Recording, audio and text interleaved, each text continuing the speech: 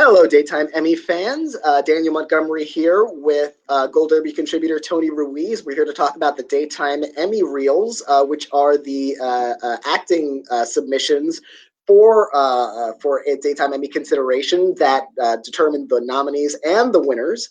So these were viewed by Blue Ribbon panels, and they have now been viewed by us and anyone else with a YouTube account, because they are all on YouTube for you to watch. We're going to talk about Best Supporting Actor now, where the nominees are Chandler Massey, Days of Our Lives, Greg Vaughan, also Days of Our Lives, Anthony Montgomery for General Hospital, Wally Kurth for General Hospital, and Greg Rikaart for The Young and the Restless. Now we've got three previous Emmy winners actually in this category, although only two of them in an acting category. Wally Kurth, this is his first acting nomination, even though he's been in daytime for a few decades now. But he did win actually a songwriting award about 15 years ago. Rikaart and Massey both won in the past. Chandler Massey won 3 times in the younger acting category. He is now aged out of that category, so this is his first time in supporting actor. And Rikaart won supporting actor about 10 to 12 years ago. So we both think this race is kind of tough to call, but we both agree on the person who is in first place, I believe, and that's Chandler Massey, Days of Our Lives, who is nominated for the 5th time, and if he wins, this will be his 4th victory, so he will have only lost once in competition at the Emmys. Tell us about his reel and why you think he's up front. Chandler Massey's triumphant return to Days of Our Lives after having left the show and the role was recast and then killed off. As they do on soaps, he was resurrected. But not only is he resurrected, he has amnesia, and so it's just the entire buffet of soap right there. Yeah. So and amnesia. Oh, it's perfect. It's perfect. So Will Horton, played by Chandler Massey, does not remember his life in Salem. He has been held for many years by Susan Banks, played by Eileen Davidson, and the whole family comes down and springs him. And the reel opens with probably the go-to method for Chandler Massey to win an Emmy: have a scene with Deidre Hall. Essentially a coming out scene, which was in 2 of his 3 Emmy-winning submissions. Talking about how he, had kind of repressed his sexuality. And then there's a scene in the middle where his mother, Sammy, Allison Sweeney, she's frustrated with Will's lack of ability to remember. So she decides that she's going to instigate a trauma similar to the one that killed him in the hopes that will jog his memory. So she breaks the guy that strangled him out of prison and keep going. Yeah, still got and he almost strangles Will to death, and Will doesn't take this well, surprisingly. And here's the thing: the strangler is the one who stops because it's going too far for the serial killer. But not for his mother, not for Will's mother. Will basically screams at Sammy and says, "I hate you, and I'll never talk to you again." And then Will finds out that during his marriage to Sonny, he cheated on Sonny with Paul. And the reel ends with him going to see Paul, and the two of them, he ends up kissing Paul. And Chandler Massey knows how to submit. Clearly, he's won 3 out of 4 times and could easily go 4 out of 5.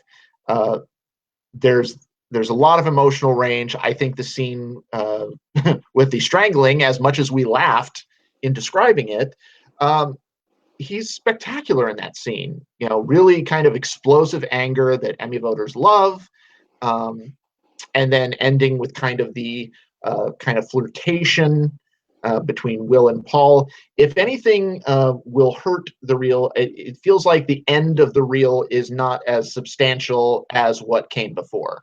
Part of me wonders if he had just ended with the impact scene with Sammy, if that would have been, maybe better. But in comparison to the other reels in this category, I think he's in a good position.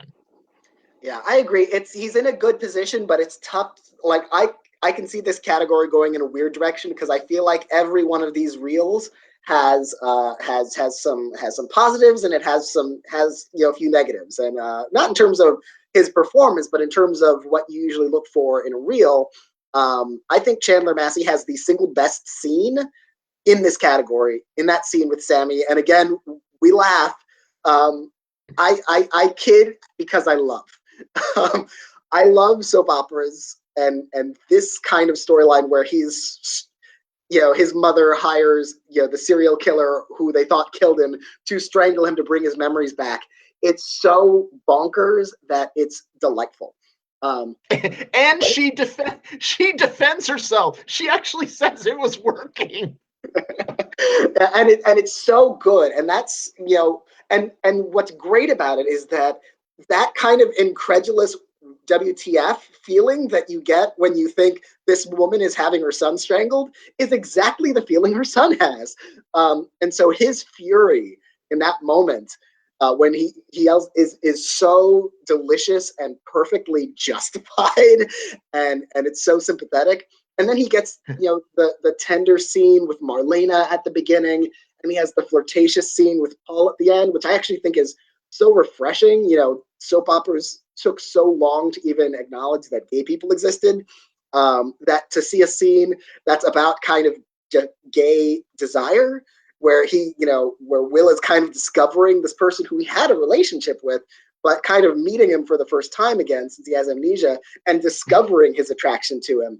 And it's a really coy, flirtatious scene. And so it's something that no one else in this category is really playing, but it doesn't have as much of the emotional impact as we see from the rest of his scenes and from other actors in this category. So it's certainly not a slam dunk. It's a close race, and I'd say almost anyone can win it. But let's talk next about Wally Kurth from General Hospital, who we were both impressed by. Tell us about his reel and what you thought of that one. Well, Wally Kurth's reel was interesting to me because I forgot that Wally Kurth was still appearing on GH, because he still has a regular role on Days of Our Lives as Will's father-in-law, actually. So, but he was nominated for playing Ned Ashton on General Hospital, and his reel is bookended by scenes involving Ned's relationship with Olivia Falconeri. And in the first scene, he proposes to her. She's reluctant because she doesn't want their relationship to change, but he gives her a very long list of reasons why they should be married. And then at the end, it's kind of like somewhat comedic because he's got his back turned to Olivia, so he can't see her because her wedding dress hasn't shown up, and she's now having doubts again. And he has this, but it's still very endearing. And when a dress shows up and they're ready to get married, he has this really just delightful expression on his face that just you can't help but smile. And then in the middle, he has a nice scene of conflict with Michael about decisions Ned made in their family company while Michael was indisposed. And then a very touching scene with his mother, Tracy, played by Jane Elliott, where they talk about Tracy's father's inability to show his love, and they have a very frank and honest conversation about that. The thing that I kept coming back to with Wally Kurth's reel was how absolutely earnest it was. There was just something so natural and endearing about every single scene, even in the scenes where he's advocating for fracking. He doesn't come across as a jerk. He still comes across as trying to do the best for his family's business. I thought the scene with Jane Elliott was so just, very touching between these two characters who are often at odds with each other. And, bookended by these two very sincere scenes of affection and love, I think he could really spoil here. Yeah, I agree. And what I love about his last scene, with that more comic scene, is that it's lighthearted, but we've talked about, like, some comic scenes that kind of don't land, in the sense they don't have as much impact as the heavier dramatic screaming crying scenes. It's actually an impact scene, because it's such a heart on his sleeve, outgoing kind of, just completely unabashedly romantic outpouring from him, that it's so lovely, and he's so huggable. And he has that tender scene, a quieter scene. It has a lot of range on this reel, with Tracy. And again, it's not a big screaming moment. He's not screaming like Chandler Massey was at his insane mother.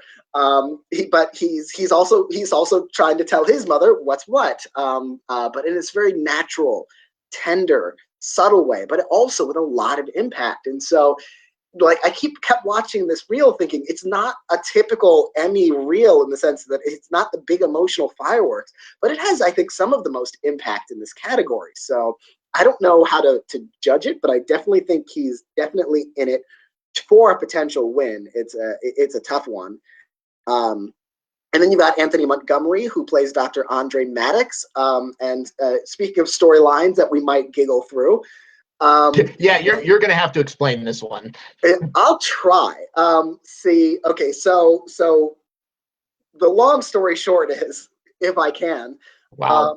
Jason Morgan, a character on the show, was recast with another actor, originally played by Steve Burton, replaced by Billy Miller.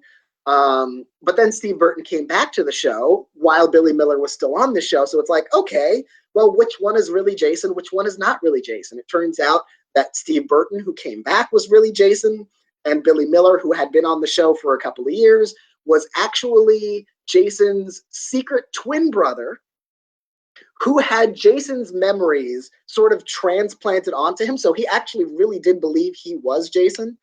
He wasn't like deliberately trying to be an imposter. He actually believed it.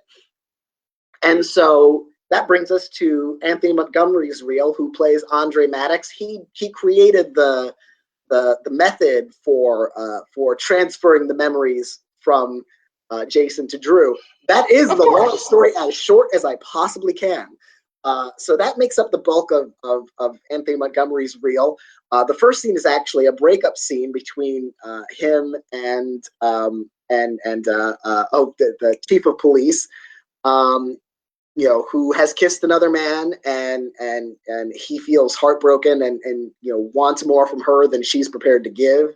But then the next scene is him in jail for his memory swapping stuff, where he's visited by Franco, who's one of his patients, who also knew secrets, and sort of Andre is kind of counseling him, even though Andre is in jail at the moment. It's like, why are you counseling this guy? It's like, you're the one who has issues right now. And then in the last scene is a confessional scene where he reveals why he created this memory mapping technology, which was because he had a wife, or still has a wife, who's still alive, but suffered from early onset Alzheimer's. And so he was trying to create a way to bring her memories back and to restore her, to restore her mind. And it's a really emotional reel. It's a really good reel. He has a lot of exposition about memory mapping that is a little dialogue-wise, gets a little sci-fi and silly to an extent that I think it might detract from what he's trying to do. And he's doing a lot of great work in these scenes. But it's hard to, as hard as it was for me to explain that storyline, it's hard to kind of chew through the exposition he's trying to deliver while having these emotional moments. Yeah, I agree. He's very, very good in these scenes. But as they say in one of my favorite shows, Urinetown, nothing can kill a show more than too much exposition. And you want, it feels like it takes a while to get to that big emotional scene with Anna at the end. And I feel like if there was maybe some more involving that, that would put him in a better position. But you never know. I mean, he does have a large amount of dialogue, and it's very, as you can tell, complicated. Yeah. And emotional. I will say this for Anthony Montgomery. If he wins this Emmy, it will be primarily because he has that rare, brilliant actor skill. And I'm only half joking when I say this, the single tear. He's Sterling K. Brown's that single tear in like 2 or 3 times during this reel. And it looks so natural, and it feels so genuine, and it's so expressive. He really does a great job with that reel. And speaking of very expressive actors, then you've got Greg Vaughan for Days of Our Lives, his first nomination, Anthony Montgomery's first nomination as well. Greg Vaughan has been in daytime for about 15 years. He was on The Young and the Restless, then he spent some years on General Hospital. Now he's on Days of Our Lives and is nominated for playing Eric Brady, who was a priest and I don't think is anymore. He submitted scenes. He's in love with his not biological brother, sort of step brother, kind of his girlfriend. And the whole reel involves his love for this woman and the conflict between them, not wanting to break her boyfriend, his brother's heart. It's very expressive. It's very emotional.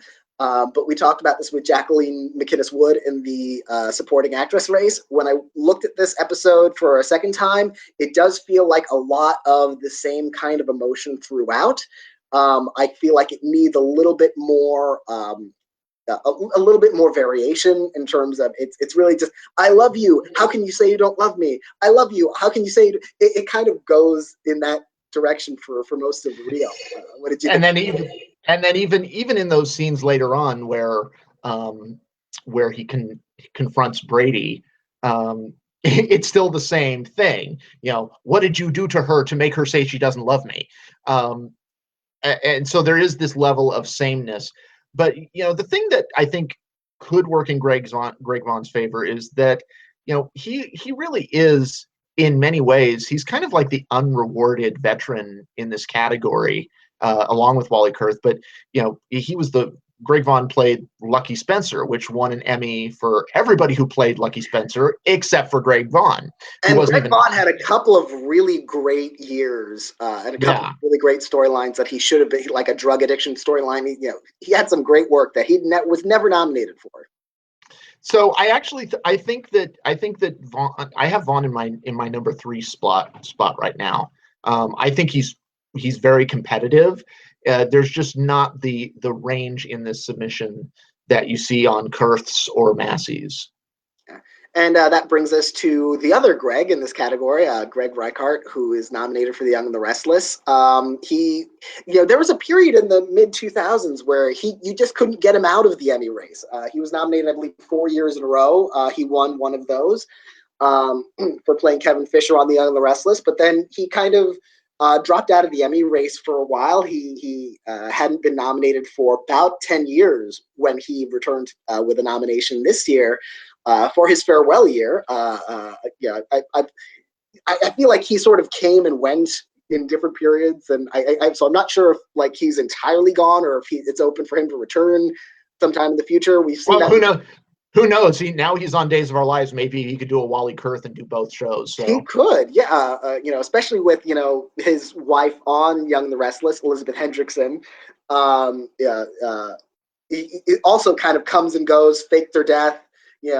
Comes back every once in a while. So I wouldn't be surprised if he comes back. But this is sort of his farewell year, and his reel involves his farewell. He's mourning the death of his wife. I'm not actually sure in this scene whether he actually believes she's dead or if he already knows that she's really alive.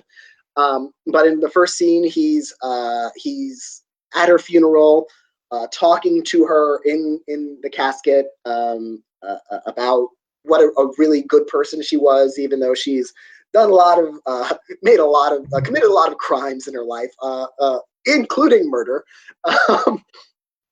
And it's basically a monologue for him, you know, a eulogy scene. It's really good Emmy bait kind of stuff. And then he's got a farewell scene with his mother. He's going to leave town. She doubts his reasons for, you know, the reason he's giving her for why he's leaving.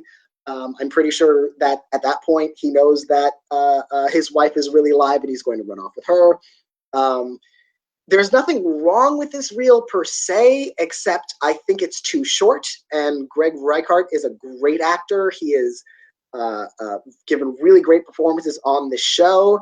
I just don't think there's enough of him in this reel. It's the shortest reel in this category, and it's just not enough.